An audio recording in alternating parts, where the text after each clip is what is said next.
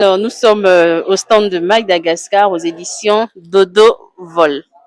Alors, bonjour Madame Sophie. Bonjour. Vous allez bien? Oui, ça va bien, merci. Bienvenue au Gabon. Merci J'espère que ça beaucoup. se passe bien. Oui, très bien. Alors, nous, on est une maison d'édition qui a été créée à Madagascar et on a une ambition un peu plus large d'aller soutenir toutes les langues minorées. D'accord. On a beaucoup travaillé sur le créole réunionnais, un peu le créole mauricien et la langue malgache.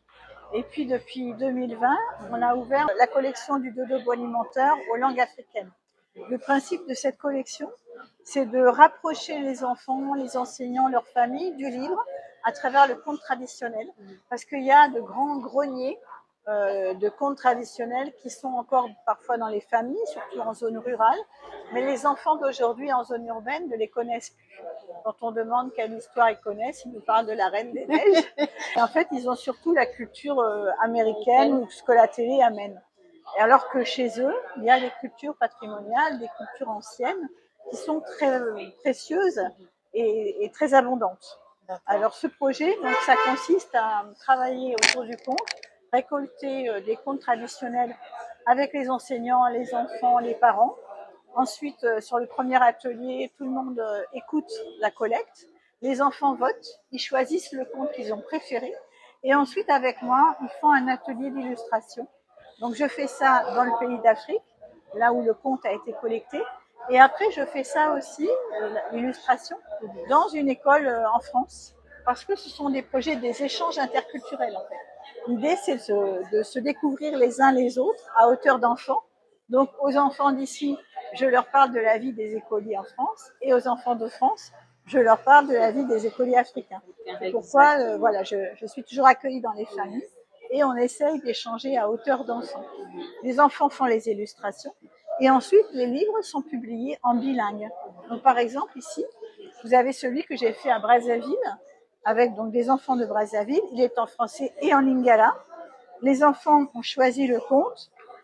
Il a été illustré et à la fin, vous avez toujours la photo des enfants qui ont réalisé les illustrations. Wow. Voilà. C'est beau. À Lingala et en France. Donc c'est un beau projet pour les enfants parce qu'ils découvrent la culture de l'autre. En même temps, ils dessinent. On fait aussi des contes, on raconte beaucoup. Ils racontent beaucoup tout ce qu'ils connaissent. Ça valorise en fait les cultures de la maison. Exactement. Donc là, tous les livres, c'est comme ça, avec les enfants seulement. Tout cela, oui, pas ces deux-là. Là, j'ai amené une collection qui s'appelle la collection Dodomino. Donc ça, ce sont des petits livres pour les tout petits qui sont juste en français. Et là, c'est un travail d'auteur et d'illustrateur. C'est plus classique, on va dire. Là, vous avez à chaque fois un auteur jeunesse et un illustrateur jeunesse. Voilà, professionnel. Et la particularité, c'est que ça parle toujours du dodo, puisque notre maison s'appelle Dodo. Donc, c'est des petits livres qui parlent du dodo. Mais on a une centaine de titres au catalogue. On n'a pas, bien sûr, là j'ai amené ça parce que j'étais limitée par ma valise. Exactement. Mais on a aussi une collection de fiction adulte. On a une revue, une collection documentaire. Madagascar a beaucoup de problèmes pour le livre. Il y a des bibliothèques. Contrairement au Gabon, j'ai découvert un peu qu'au Gabon, il n'y avait pas de bibliothèque. Et ça, c'est vraiment très dommage parce que les bibliothèques sont des outils très précieux. Le problème principal de Madagascar, c'est la pauvreté parce que c'est un des pays avec le PIB le plus faible, hein, donc la monnaie, l'argent, voilà, il y a très peu d'argent qui circule et souvent les familles malgaches, quand elles ont un peu d'argent, quand elles sont dans la classe moyenne, elles vont mettre la priorité ailleurs. Alors moi, j'ai coutume de dire que c'est pas tant un problème de coût du livre, parce que quand il faut acheter une bouteille de whisky ou un iPhone, on trouve l'argent. C'est un problème de priorité aussi, mais il y a eu une politique longtemps où les gens se sont éloignés du livre, notamment pendant les années Ratsirac, c'est le communisme, et le livre était vu comme quelque chose de l'extérieur, quelque chose d'un peu diabolisé.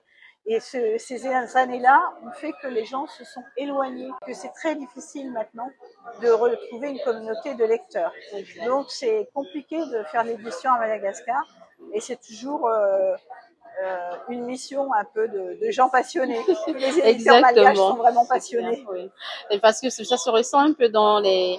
Moi, je suis plus Jean-Luc Ah, vous lisez Jean-Luc Rahamanin? Oui, je lis ses livres, en fait.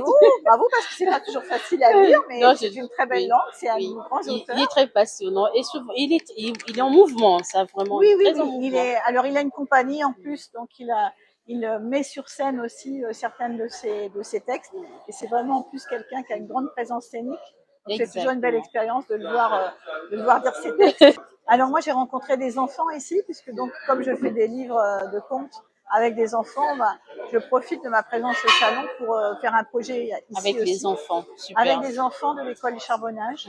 Donc on a travaillé sur un conte fan qu'ils ont récolté. C'est le papa d'une des élèves qui a raconté l'histoire qu'ils ont choisie.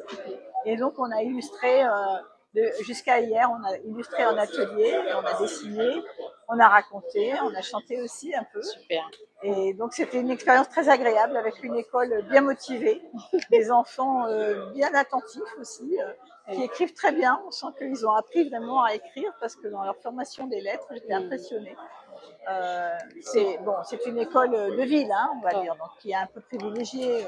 Les enfants sont encadrés. J'imagine Très que suivi. voilà, si je vais dans les villages, ce sera un peu différent Oui, comme à c'est très Madagascar. oui, Voilà, oui, c'est ça. exactement.